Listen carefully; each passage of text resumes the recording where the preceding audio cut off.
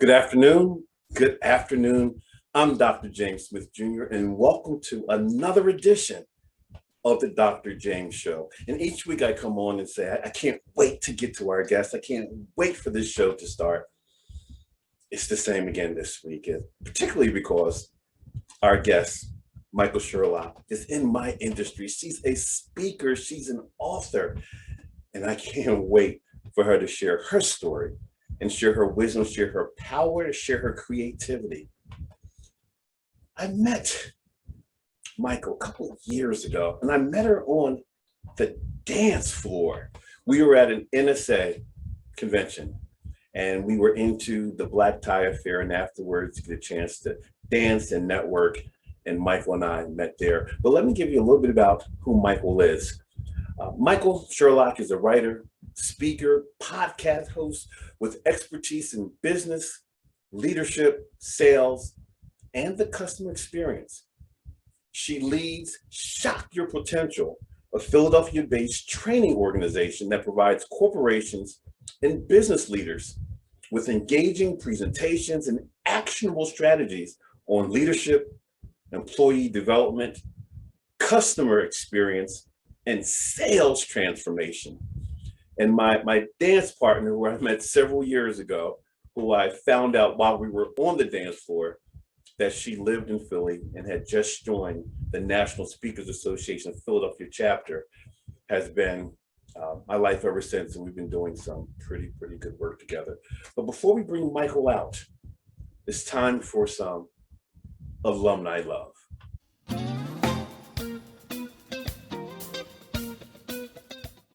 Hey, it's Dr. James here, and welcome back to another segment of Alumni Love. We're here with the president, CEO, Big Brothers, Big Sisters, the Philadelphia, New Jersey area, Mr. Marcus Allen, who is doing something big right now. Marcus, alumni, what's up, bro? As a part of our 105-year anniversary, myself and three Big Brothers, Big Sisters supporters, when we were taking a 3,700-mile bike ride from San Francisco to Atlantic City. Our goal is to raise $105,000 and get 105 people to become bigs to signify 105 years of doing this work. We want to raise awareness for the importance of one-to-one quality mentoring that keeps kids safe and empowers kids and helps them to become their better versions of themselves. And so the ways that people can get involved, if they want to sign up to be a big, they can go to independencebigs.org and click on Be a Big, or they can simply go to our webpage and give, which is awesome. They also can give by texting MILES, M-I-L-E-S, to 76278. It costs us $1,500 to serve a kid each year. We have over 750 kids on the waiting list. And our goal with this bike ride is to raise awareness about the need to take kids off the waiting list. That's awesome. Now, I know you're 6'7", 6'8", man of steel, but have there been any war wounds along the way? Oh, absolutely. Like, you don't do something like this without there being pain. As we go through this bike ride and as we're traversing hills and mountains and going through the salt flats and going through extreme temperature, 108 degrees yesterday, it's a symbol of life. I'm hoping to inspire kids and others to persevere, to understand that sometimes you have to go through tough things. You have to go through pain to complete journeys. There's going to be a story behind each injury, as you can imagine. Big Brothers, Big Sisters, proud of you. We're proud of you. We're going to raise that money, and we can't wait till you get back. Thank you. I can't wait to see you guys when I get back on July 23rd, having a big party in Atlantic City, trying to conclude it at the Hard Rock Hotel. So more to come on that. And Jim, I hope to see your face in the place, my brother. I'm there.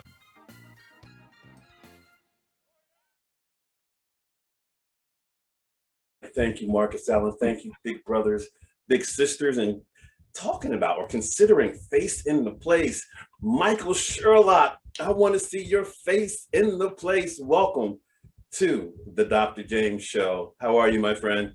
I'm doing so well, my friend. It's so good to see you as well.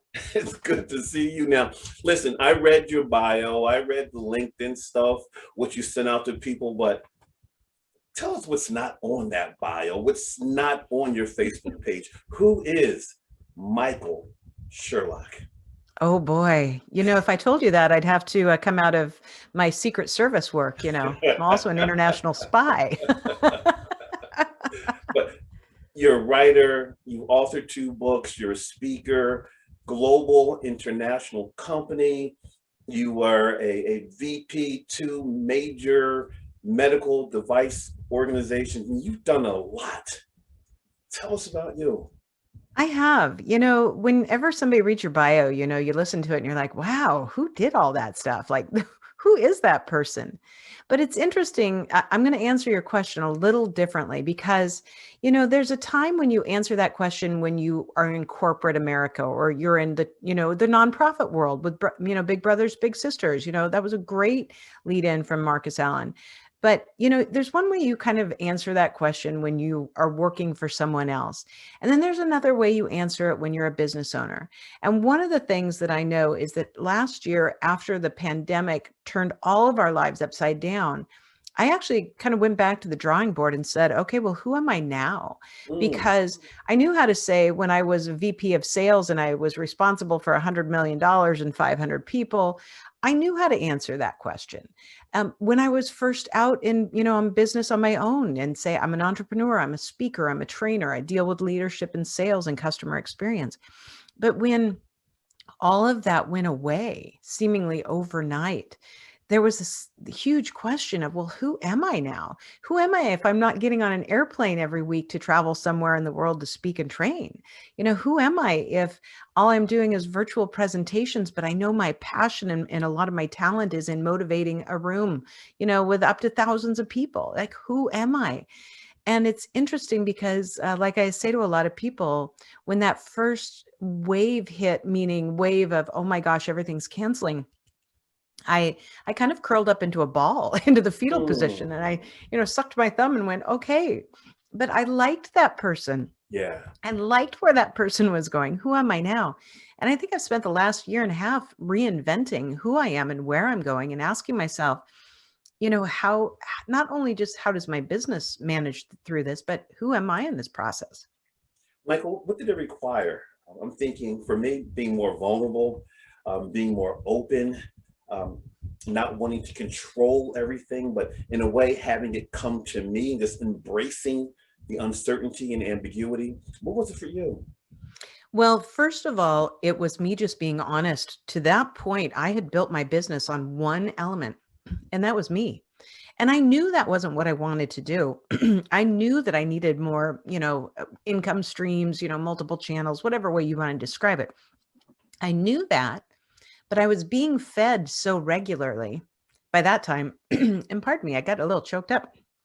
I was being We're fed so just getting regular. started. We're just I getting know. started. I was being fed so regularly that I wasn't hungry for other Mm, things. And that's the way I like to describe it is that, I wasn't hungry. So I didn't go and seek other areas because that was feeding me very consistently then. And I'd worked hard to get to that point. So the first thing is I had to go through, these stages of grief and anger and denial until I reached acceptance to say, okay, so your business is not going to look the same. It shouldn't. You know what? It shouldn't have been. So let's take some responsibility with it. And then I was, to your point, very open and I was vulnerable. And I remember I put out a post on LinkedIn where I have like almost 19,000 followers. And I said, nice, here's, nice. here's what happened when my business lost 100% of its income overnight. And I had people calling me, literally saying, I can't believe you just said that out loud. Aren't you afraid that people aren't going to think that, you've got it together? And I said, why would I lie? Why would I lie about where I am? It's so helpful and freeing to be honest. It's a little terrifying, but it was really good because then people started to talk to me in different ways. And Mm, it made me take a look at, who were my followers and who were the people buying what I sold, whether it's my books or, my speaking or training, and evaluate it differently and say, what do people need from me now? And what do I need to give and deliver? And in that sense, I think that it just turned my focus then to really adapting my business to make better choices for the future so that it's not 100% dependent on me and that it is definitely more pandemic proof. So if I never have to get on an airplane again, I don't have to, but I can if I choose to. we both are pandemic proof and virus protected now, right? Yes. When Oh, you yeah. were talking just now, it made me think, you and I both went, for me, it was 6 months, 7 months without any billables coming in. And Hmm. as you were talking, I was thinking, the person who works 9 to 5 or 8 to 8, who has that regular job, could they go 6, 7 months without any income? Mm. And if they were, would they be smiling? Would they be frustrated? Would they say, okay, I have to change what I do? It hit Hmm. me differently the way you framed it just now. Well, and it was really hard, and I'm very, very fortunate because, my husband and I took stock of everything and said, okay, so what happens now? We've spent these years building the business up to where it was, and now it's back to like day one. Hey, I decided to hang out my shingle. And so fortunately, we were in a good place. And my husband said, let's keep it going. And actually, I did something very unique. Mm, Um, at the do beginning of the tell, do pandemic, tell. yeah, I mean, you want to take about taking risks. At the beginning of the pandemic, I had two virtual employees. They're both, they, at that time, just those two were based out of Kenya. Mm, And so I said, okay, what am I going to do? And I actually doubled down and I increased my team. So I actually have 8 today and probably 10 within the next week because we're trying two new people out. And I just said, let's take care of all the aspects of building my business that I didn't have time for before because I was being fed and I was distracted by the speaking and training. And let's build those elements of the business out so that they are sustainable. And so we made the conscious decision to, increase my team like fourfold.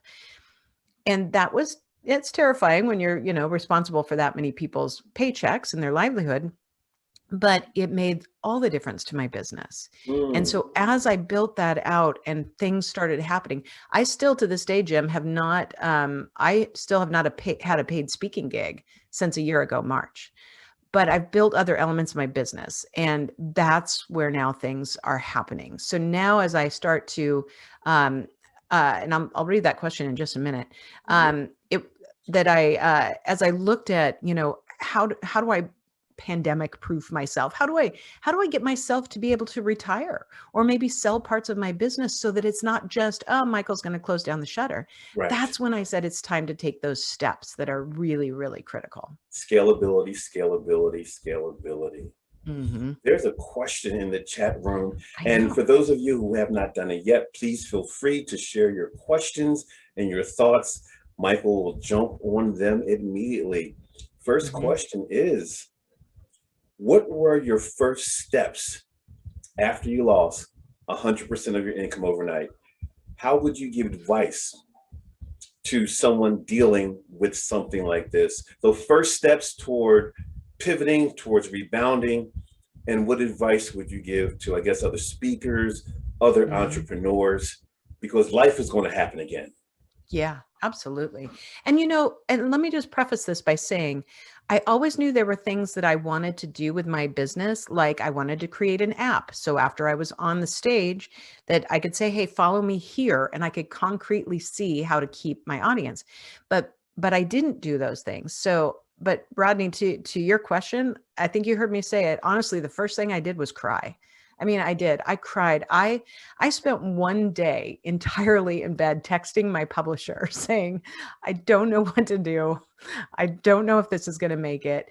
And, finally, after listening to me and helping me, kind of get everything out, then she kicked me in the rear end. And she said, knock it off, girlfriend. Put on those You big can do girl it. panties, right? Put on your big girl pants and let's get this thing going. And I needed that. I call those my truth speakers. And I have 3 of them. I have 3 people in my life that I call my truth speakers. And they're the ones that will tell me the unvarnished truth, but they'll tell it to me with love. And I know that's when I come to them. I mean, that's why I went to her that day. But really, in terms of somebody else being in this step, I was very fortunate that my husband and I could handle this gap. So my advice is, even right now, is sometimes you got to do what you got to do, because if you don't have that benefit and you got to bring in a paycheck, man, I would have gone and waited tables again, or I'd be happy to do anything if I needed to put food on the table. I'm just very fortunate that I didn't have to. But I'll tell you what I'm doing now is I'm building different buffers. And that's why we've narrowed it down. We've got different income streams of what we're doing. Somewhere in there, I also started a second business, but with all these steps in place, to me, somebody's referred to it in my past as multiple points of failure. Is that when you are flush or when you're not at least, panicked about where you are financially, build as many points of possible failure. So in other words, it takes 10 points of failure before you collapse. But when I had one income stream that was me, I mean, I got the books, but the books are like 1%. So 99 was me, then you've got to build those things out when you have the time. And I just decided to take that time and say, okay, I can't speak the way I want to. I can't get on an airplane right now. I'm going to do something else so that this will never happen again. It's awesome. It's awesome. As you were answering that question, I thought about what were some of the first things I did. And I said to myself, I have to position myself not only to generate some income, but to generate content. That would have been waiting tables. That would have been a bartender. That would have meant driving a shuttle. And that shuttle would have been the most rocking shuttle. I would have been motivating people back and forth. But where could I go to get some content? Speaking of content, Michael, you've done a lot in a short period of time. Complete this sentence. If it wasn't, or if it were not for blank, I would not be doing what I'm doing today. If it were not for a person, a situation, an experience, you can fill in the blank. But if it were not for blank, I wouldn't be here today. I have three things that come to my mind. I'll try and make two of them very short. The first one was in the 6th grade, we had a brand new school built, and I got picked as one of 2 people to receive the key to the new school. I don't know why. The teachers loved me. I was a suck up. I mean, let's just be honest. And but I remember that was the first time I stood, we had 600 kids in our school. And I remember being on stage and the media was there and they're taping everything. And I remember that feeling of, I like this. I like this. I wasn't afraid. I wasn't nervous. I loved it. So the speaker part of me is there. The second part would be in high school. Then I did drama. I did singing. So I was on stage all the time. That's when I learned to craft, those interactions. But my most pivotal point, I think, was being 16 years old. I was hired. This was my first job where, FICA took, a part of your check, and I had to know who that FICA was. I'm like, who is this person? Darn them. But I was hired as a gift wrapper at a jewelry store in my hometown. And I went in and I just was fascinated by what we did and what we sold and the products. And I would take home brochures on gemstones and on Rolexes and Yadro porcelain. And I loved reading about them and learning about them. And one day it was very slow, and that jewelry store did not work on commission. So you just got an hourly wage. And I remember it was just myself and one other person. It was a very slow night. And we were talking about, what I'd learned. And I was so excited because I really was asking her a lot of questions about diamonds. And a man came in, and the gal, she handed me the, like the little scrunchy thing on your wrist with the key, and said, go ask him, go greet him. And I am 16 years old, but I dressed the part, and I'm, a fancy high-end jewelry store. So I walked over and I said, hi, what are you looking for today? And he said, well, I'm looking for an engagement ring. And I said, well, let's talk about it. And I just asked him questions. What are you looking for? What kind of gold? What do you want to spend? And nobody had taught me to do this. I just did it. I just thought he came in to buy a ring. Let's find out what kind of ring he wants. And I sold him a ring.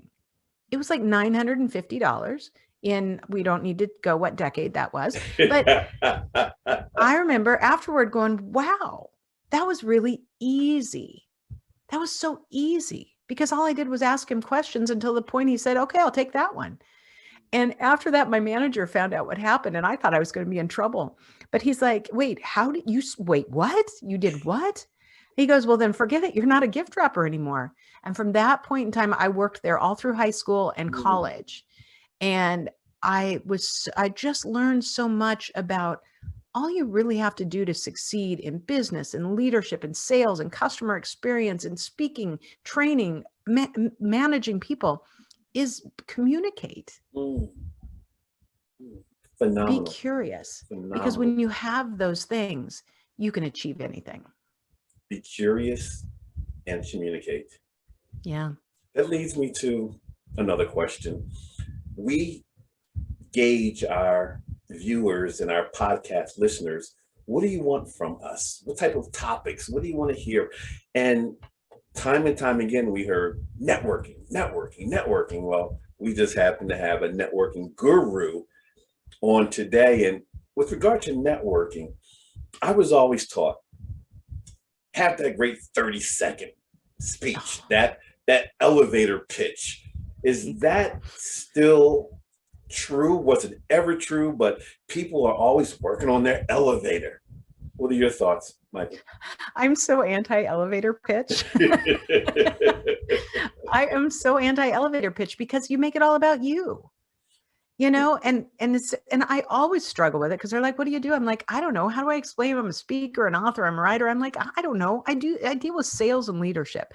And people are like, what do you mean? And I've had other people say, oh, I make companies like, you look better because, whatever. And I'm like, those are great answers. I just don't think of them. But I feel like we are so focused always on trying to make sure people know what we do, that we don't build a relationship. And to me, networking has to be about relationships. And it's really interesting because I wrote I did my morning motivation video yesterday. So every Monday and Friday, we put out on our YouTube channel a morning motivation. And I put this all on. What's your YouTube channel so they can go check it Shock out? Your Potential. Look for Shock Your Potential. And by the way, we're almost at 500. So if all your people would subscribe, we've got 9 more to go or 7 more to go to hit 500. I'd really like that today. Please, that'd be a great gift. Done. But I did my, there we go. I did this thing on, how do you close sales? You build more sales by building relationships, not by pitching. And so many people think network is about pitching, and it's not about pitching. It's about finding out whether there's opportunity. And to this whole point, I did go off on a little rant about how many people on LinkedIn are constantly like pitching me. Pitching. They don't know my business. They don't know what, whether or not it's going to make a difference to my business. And I got this one guy who had pitched me like 6 times in a row. And finally yesterday he did it again. And I said, would you just watch my video? Like, pitch back, right? Pitch back. And he hasn't responded to that. But I think network is only valid when you do have a relationship, because networking shouldn't just be to get business at the moment. It should build the opportunity, a bridge to future business. It should build a bridge to referrals. It should be, a bridge to invite people on your podcast. And when you do those things, you create synergy that opens up the potential for sales. So, I mean, do I like the elevator pitch? No, I really don't. I don't. I'd rather ask somebody, let me tell you what, I'll tell you what I do, but tell me about you first. And then we see whether or not there's a potential to work together, to help, to support, to engage. And where it works, it will come a lot more naturally when we actually try to build a relationship. So if our mindset is like that, it's not merely finding out how you can help me. Mm-hmm. It's uncovering how I can help you, how we can collaborate, what possibilities can we create together, how could we polish each other. Yes, I love the way you think about that, because it's always go there, network, go get that job, go meet that person who's going to help you. Go there to serve, go there to give. And I think if you'll allow me just to give a little commercial for one of our other fellow Pyramid Club members, Bryn Tillman with Social Sales Link is amazing advocate for doing business on LinkedIn. She's phenomenal. She has, given me a little, pointers here and there. We've networked, we've interacted for a long time. I've sent a lot of people her way. And finally, I actually have one of my team going through her monthly coaching program, because I know it's that valuable. And my team member needed to have some more guidance on terms of how to network on LinkedIn. But Bryn's thing is, hey, I'm going to be here for you. I'm going to build a relationship, but I'm not going to ask you for business. But I know in her mind, she's thinking, but I'm valuable enough that you will send me business. And that's exactly it, is that she's that valuable. But when she does webinars and things, she'll say right up front, look, this is a free webinar. I'm going to give you as much information as I can in the first 45 minutes. But if you will please allow me, at the end, I'm going to pitch you what our services are. And so she's so clear about it. There's no guessing. There's no trying to like, oh, hey, by the way, I'm going to give you just a little bit more. She really just says, honestly, I'm going to give you content for 45 minutes and then please stay and let me pitch you. Whether or not you use us or not, that will just help me to be better. And that type of honesty builds such strong authenticity. That's and it. that you want to have a relationship with somebody like that. That's authentic expression at its Yes. best. Yes. At our upcoming conference, NSA, in July 12th, I'm going to be speaking on the pursuit of radical authenticity and how it can help us as speakers and other people be better at what we do. Yes. Thank you very much. Michael, another question with regard to networking. Yes. What's the impact of personal branding when it comes to networking? Let's see if I can answer that question for a moment. The impact of what impact does personal branding play when it comes to networking? And then we're going to get into your brand, because your brand says, I'm Michael Sherlock and I love who I am and what I do. And I make no excuses. Branding is absolutely critical. And I speak on personal branding quite a bit. And I talk about it through what I call my shock your potential. So the letters of the SHOCK. And I'll just I can touch on all of them really quickly, but the very most important one in branding is the S, which is stand out. How do you stand out? We live in a crowded marketplace of speakers, trainers, entrepreneurs, business owners, professionals trying to gain new jobs. All of us have to stand out in some way. And I don't just mean like colorful hair, but I'm telling you, this works for me. This helps me. It's not the only reason I do it. There's a lot more to the story, but how you stand out is important, because if you are going to get business, get a new job, you have to stand out from very stiff competition with lots of people around you. So personal branding is being very conscientious of what words do people use about you when you're not in the room. Yeah. And if you don't know the answer to that question, then you're not controlling the dialogue. And I don't mean what are they gossiping about you behind your back, but in a way I am. But what words? And if you don't know, then you need to work on your brand. But if you're confident that they say, she's funny, she's engaging, she knows her stuff, but she makes it relatable. I know I can ask her anything and she'll tackle any question. That's when you know that your branding is solid, because it's based on the words you want used about you when you're not in the room. Well, your branding is certainly solid. You hang out with some pretty powerful people. We've done our research. GMA, what? You're good friends with the folks at GMA? Let's show a picture to our audience, our podcast listeners. Could close your eyes and imagine Michael Sherlock on the set of Good Morning America and the people she tends to play with. Talk to us about that, Michael. Oh, I've been so fortunate. Robin Roberts and I follow each other on Twitter, and it's kind of it's a long story about how it happened, but I can't wait to get back in there. I'm actually going to go back, and I know they won't have an audience for a while, but I'm going to go out and, be outside the studio watching here in a few weeks. But I've had the great opportunity to have Robin actually bring me up on stage a couple times in the middle of Good Morning America. Hold on, time out. We're good. Check this out, folks. Here we go. Get up here, girl. This is show us what you got. She comes ready. Always looking for the shoe game. You always got it. And the hair. Whatever color's gonna be. I know. For Christmas. I know. We got blue when they saw shoes. Okay. I love those. But it's really great to see you, Michael. You always come see us like that. We can always remember your name because it's Michael. You should be here tomorrow because you're going to be talking to Julia Roberts. I'll tell you what, too. People you Michael played with Michael? I know. Michael Strahan gives the best hugs. I'm just, I just gonna, in fact, my husband said that too, because he got to meet everybody once and he's like, Michael Strahan gives the best hugs. I'm like, I told you, I'm not lying. But you were talking to us about Robin and following each other on Twitter, and one thing led to the next. Yeah, I've been very fortunate. And I know now several of the people that are involved with Good Morning America. I haven't turned it into my own, spot yet. Working on it though. So we were a little in better shape with that before the pandemic hit. So hopefully that will be something that we can talk about in the future. So I believe we will be. And Michael, you mentioned your podcast. Mhm. We have a picture, I guess, of one of your shows. Why don't you talk more about your podcast, how often it comes on, where can we go to hear you? Because we want to continue to shock people.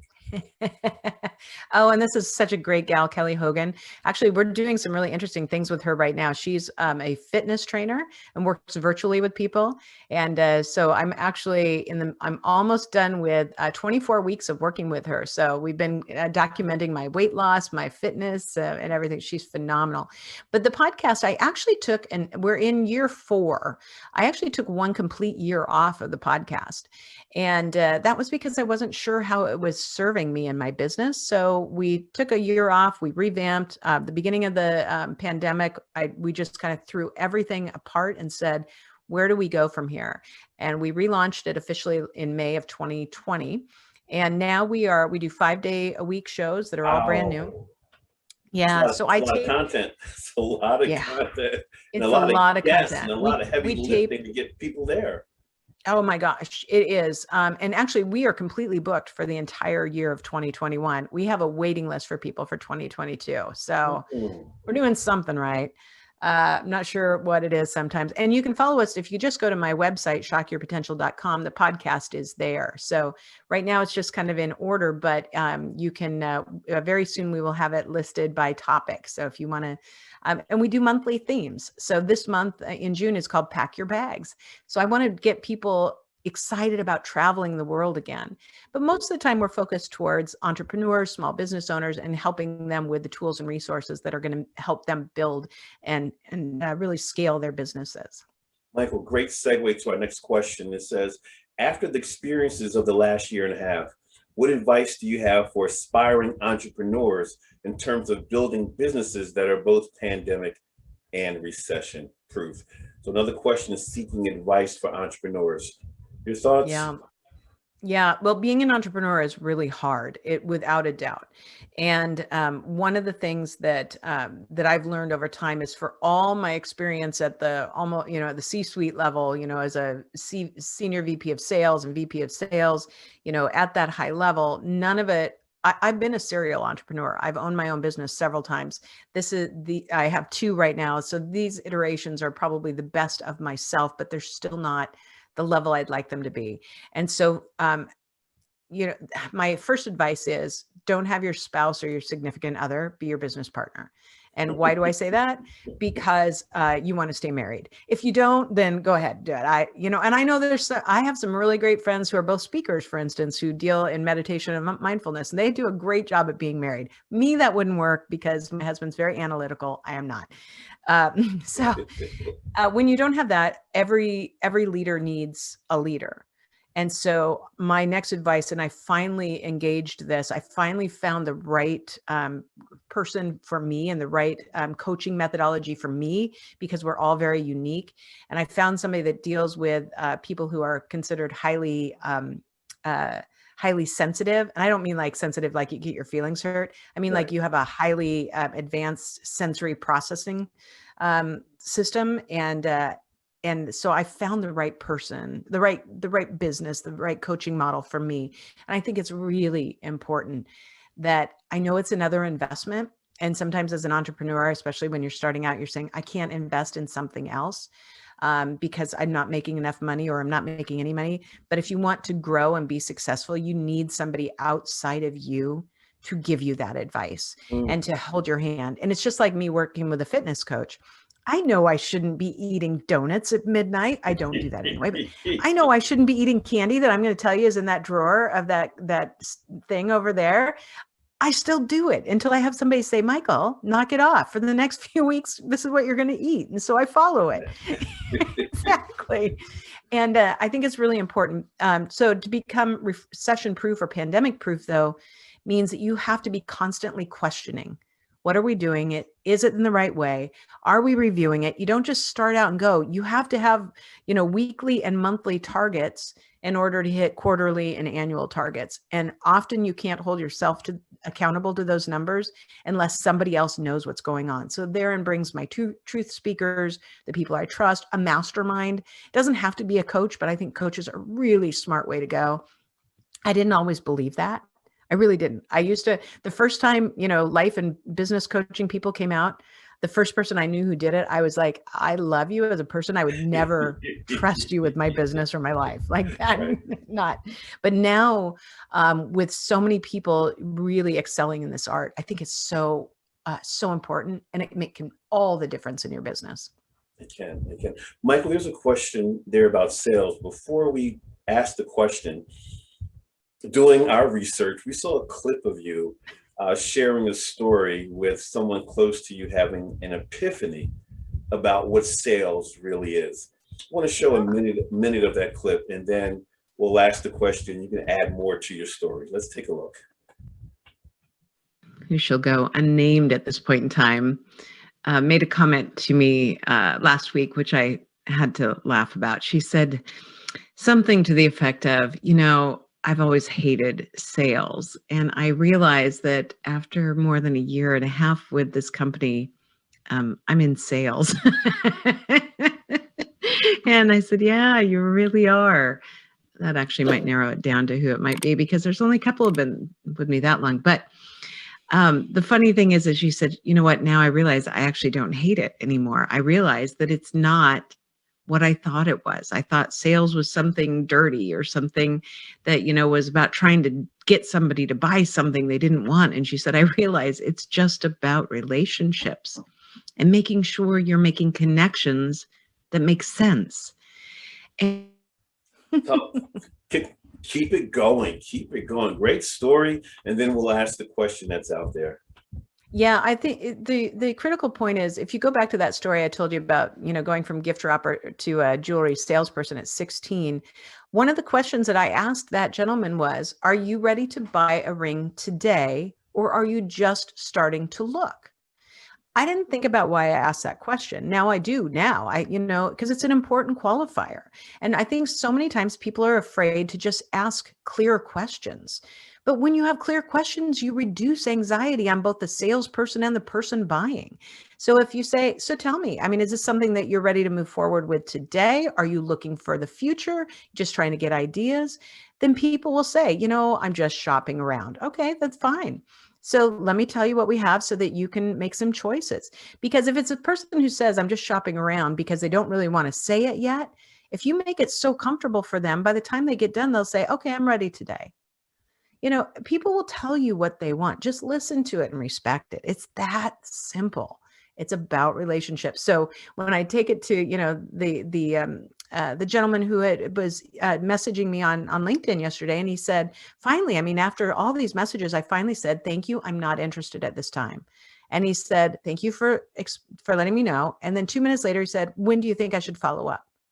And that's when I'm like, dude, watch my video, because I don't know how to rudely say, please leave me alone, because if I don't know anything about you or your business, I'm not going to give you 15 minutes of my time.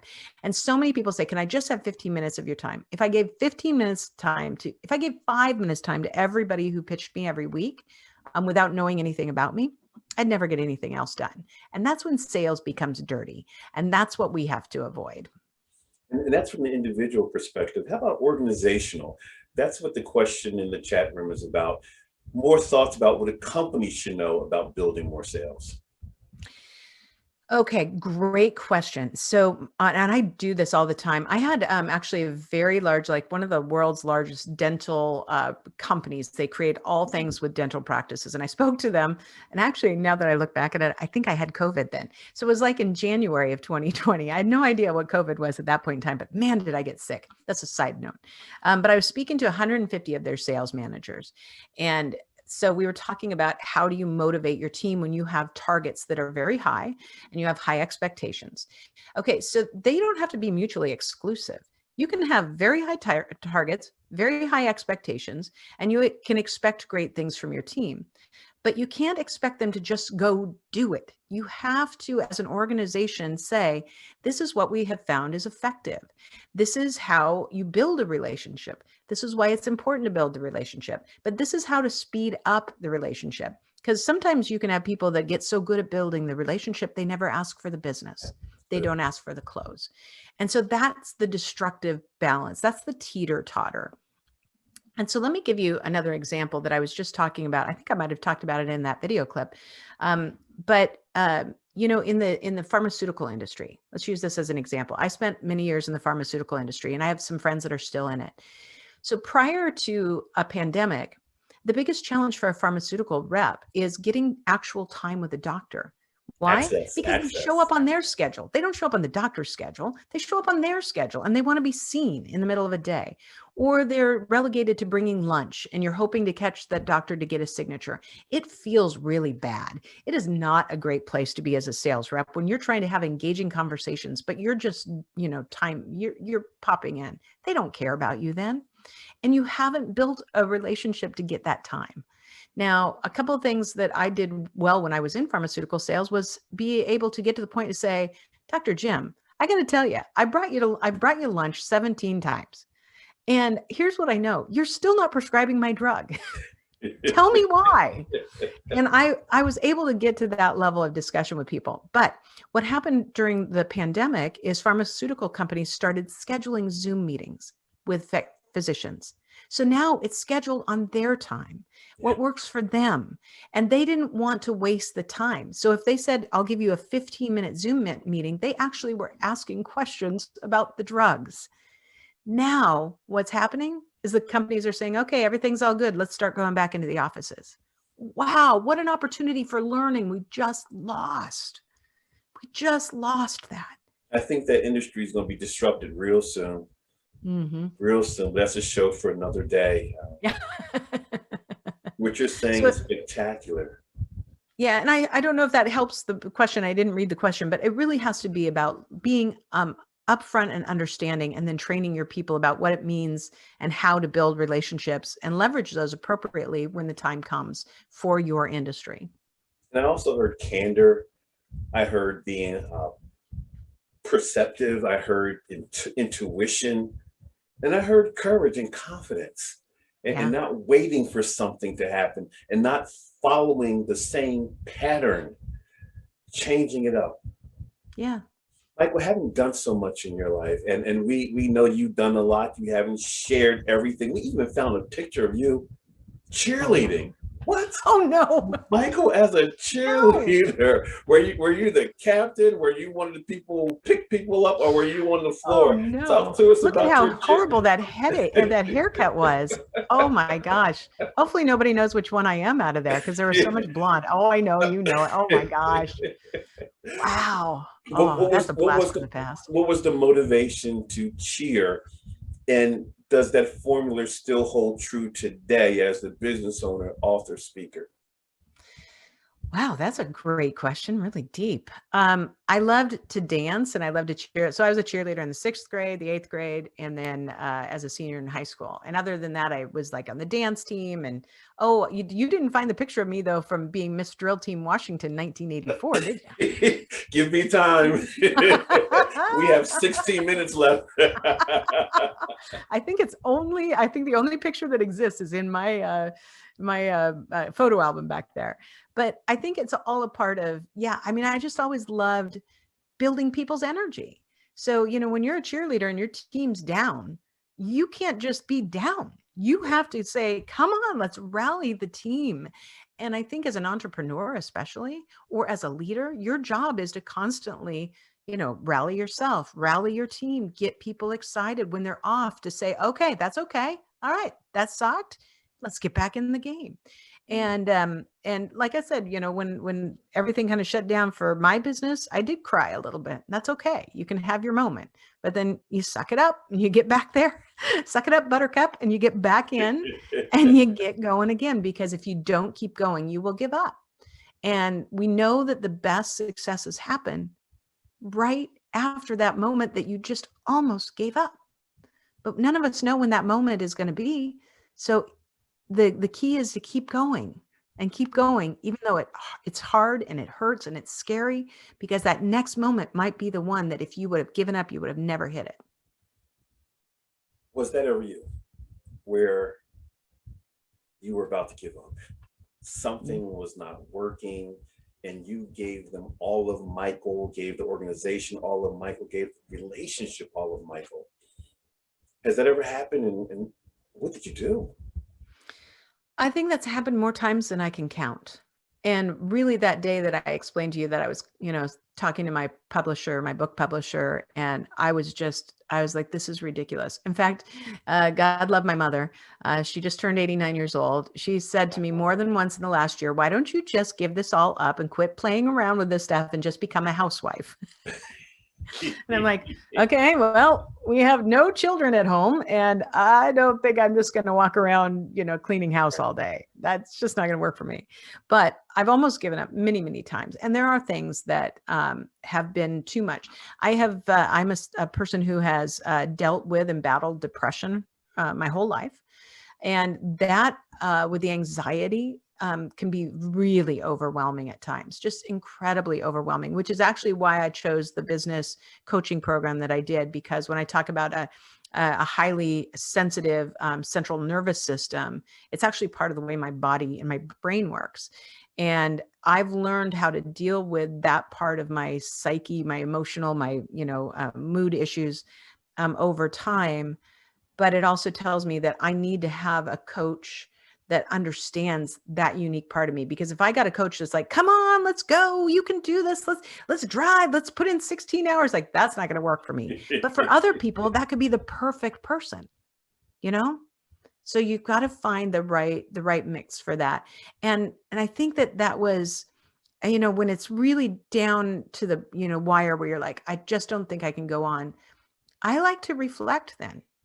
Because sometimes the universe is telling you that it's time to let something go. And when you decide to let that go, but you've really reflected and you've made a conscious decision, it should feel really good. So there are times that we need to say, I've given it all I can. There's nothing more. And feel okay about that and move on, even if it's a loss. And gosh knows, I can't imagine how many business owners, so many restaurateurs, so many small business owners in the last year and a half have lost their dream because they couldn't keep it going. Those are the people that I know hurt the most. But sometimes it's okay. And then you've got to rebuild some new walls and a new foundation to keep yourself, buoyant through that time of loss. It ties into the next question we have in the chat room. It says, what was the influence or thing that caused you to desire to keep going after your passion? What was the influence or thing that caused Michael Sherlock to maintain her desire to keep going after your passion? It's a really odd thing, but I told you that my team is all from Kenya. And so actually, we have had such great success that I've had so many people say, well, how can I get someone like Josie, your podcast manager, or Lorna, your marketing director, or Victor, your website director, manager? And finally, I realized we have another opportunity here, because I'd interviewed 100 and some people for my 8 positions. So we actually been for the last, it'll be a year, July, we've been matching people from Kenya with small businesses over across the world, actually. And the moment that it all, because, by the time fall hit, I was still like, oh my gosh, what am I doing? Now I've started a second business. Will any of these work? What's going on? And Mercy Lapario, who's she's my staffing manager in Kenya. And she said to me, never forget what we're doing. We are changing people's lives and careers in my country. And you are still changing lives and careers and businesses in your country.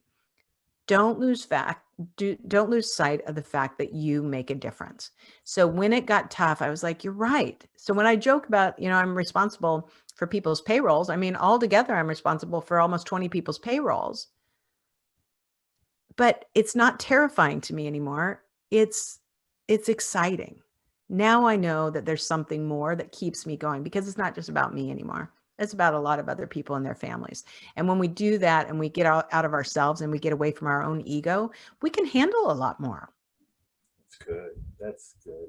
Michael, I read where you are number 12 on the top 100 female entrepreneurs to watch in 2021 by enterpriseleague.com. How does that feel? Number 12 out of 100. I was so excited. I was like, I knew I was going to be one of the top 100, but to be number 12, I was like, wow. And I'll tell you, there's incredible women on that list that are doing amazing things. So it was really exciting. And something else that I just found out yesterday is that my business is now a certified woman-owned business. And so that process, you don't just get that award. You have to work for it. You have to submit things. You have to, you have interviews. It's stressful.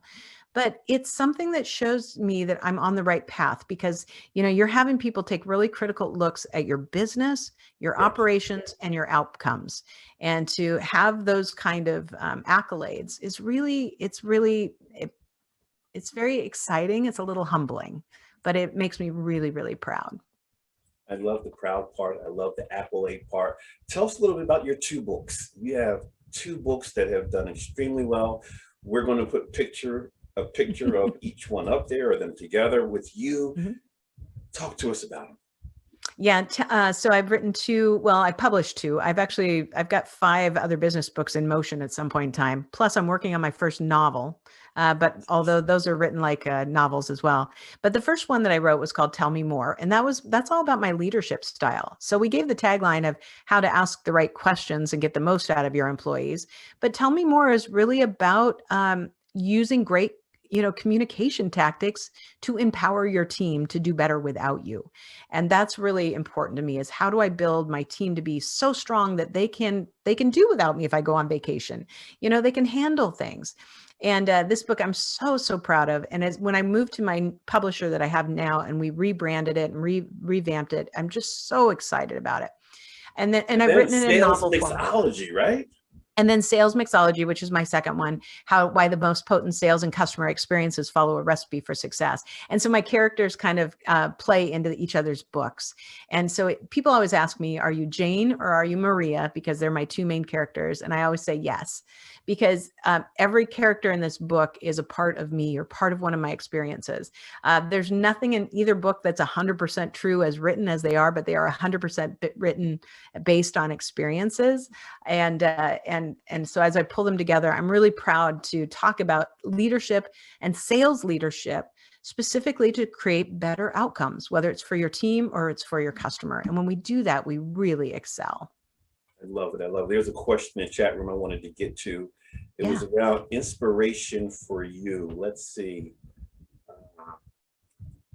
As a coach, who do you turn to for inspiration, and what's your prescription for successful work-life balance? Oh, wow. That's a 3-hour question. Oh my gosh. Yes. I actually did a video on my YouTube channel about, it's called Personal Balance. What a joke. So first of all, I'm not a coach. And I actually made a really conscious decision not to do that, because talk about balance. I had a consulting firm many years ago. And so that is, coaching and consulting. I got way too emotionally invested in my clients' businesses, and it wasn't good for me. It wore me out. It exhausted me. It added to my stress. So as I created this business this time, because I left that to go back into corporate America, I got a job offer I couldn't refuse, and then I've stepped back out again. So I do not coach. But for my inspiration, I go to people like you, Dr. Jim. I watch and listen to people's podcasts that motivate me. I only pick positive things. I don't go anywhere where people are ranting or raving about anything, because I have to keep my positive energy high in order to be successful. And that's really, really important. But the last question is, how do you keep balance? You have to hold yourself accountable to hours, office hours, expectations. That doesn't mean I don't work a lot, because I put in an hour at least every Saturday or Sunday, because I like to clear my email and kind of get the start on the week. But I also know when it's time to shut down and be done and have balance. And I never start my day with anybody else before 9 a.m. because it takes me that much time to have my coffee, my breakfast, and feel good about it. So And Michael, what folks may not know is you're right here in Philadelphia. Your I am. organization, you're here, you're a Pyramid Club member like me. Wow, you're not too far for them to reach out and touch you, right? Absolutely. And I love for people to connect with me on LinkedIn, as long as you're not trying to pitch me right away. and, I will be at the Pyramid Club this Thursday, the 24th, in the late afternoon. And then I'm going to participate in the wine flight tasting that evening. So I'm looking forward to that. And the Pyramid Club has been such a boon. Talk about some balance, as it, gives you another space outside of your work environment to go socialize, but also work. And it's such a joy to have it be back open again. I'm a major risk taker, so I'm gonna take a risk right here, Michael. I'm gonna get two components in at one time. The first one is called the hot seat, and the second one is called the keynote. I'm gonna put you on the hot seat. I'm gonna give you words, and I'd like for you to give the first word that comes to mind without even editing.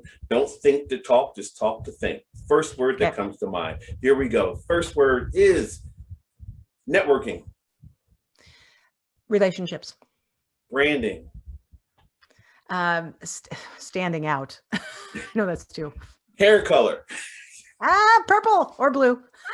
Michael. Loving. Diversity. Inclusion. Sales. Relationships. Team. Power. Pandemic. Rebirth. Future. Amazing. Big. Bigger. Love it, love it, love it. You're off the hot seat. Oh, one more hot seat. As a speaker, you and I both speakers, we've added this segment to this show called the mini keynote, where we ask our guests to give us 30 seconds of encouragement, 30 seconds of direction, 30 seconds of call to action. Michael Sherlock, we want your mini keynote. Mic check. Give it to us. And ready. Tell me more. 3 of the most powerful words that any of us can use, because they evoke a question that demands a great answer. So next time we think about pitching, instead say, tell me more. Tell me more about you. Tell me more about your business. Tell me more about your greatest challenge. And as they speak, just listen, with your follow-up questions being variations of tell me more, in order to elicit as much information as you can. We spend often too much time trying to come up with a way we're going to answer whatever they said to be able to get back into pitch. But the grace and the beauty of asking somebody, tell me more, it really encourages them to expand what they want to say, to open up their minds, and then in turn say, tell me more about you. That's how we build relationships. We ask more questions, and we use the answers to those questions to learn more about each other. So when we talk about inclusion, we talk about diversity. It's about ways we think, way we operate, our businesses, our needs, as well as our skin color, our creed color, where we're from, what we believe in. It's all about learning about each other. And in that case, we do have a rebirth. We do have the opportunity not just to be big, but to be bigger, and to really, really achieve a world where, get this, we might actually care what each other says. Mic drop again and again. Tell me more. Tell me more. Michael, thank you for bringing your brand of power, your flavor, your charisma, and your tips and tools that we can use right away. Thank you for making time. I know your schedule is crazy busy. You're about to jump on another podcast in seconds. Thank you so much for joining us. Tell me more. And for those of you, again, another show, some more tools, life-changing. Use them or lose them. We wish you the very, very best. We'll see you here next week for our last show of the month, Black Music. We got a surprise for you. Join us next week. And as we always say at the very end, guess what? You've just been Jim Packed.